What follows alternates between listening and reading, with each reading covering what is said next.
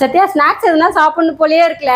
ஆமாம்மா, ஒரே வெறுப்பாகுது. வீட்ல வேற எந்த ஸ்நாக்ஸுமே இல்ல. வீட்ல ஸ்நாக்ஸ் இல்லன்னு யார் சொன்னது? உனக்கு கிச்சன்ல தொலைவிட்டு இருக்குது. இப்ப பாரு, தானா ஸ்நாக்ஸ் வரப்போகுது பாரு. அப்ப வரட்டும்.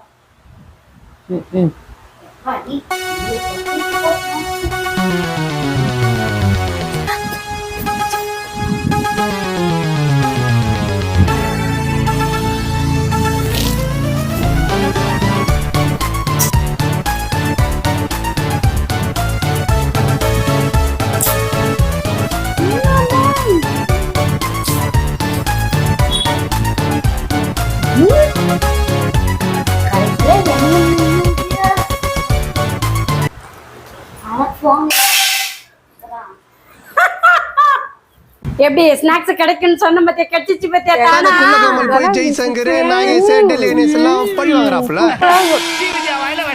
கொன்னுடுவா.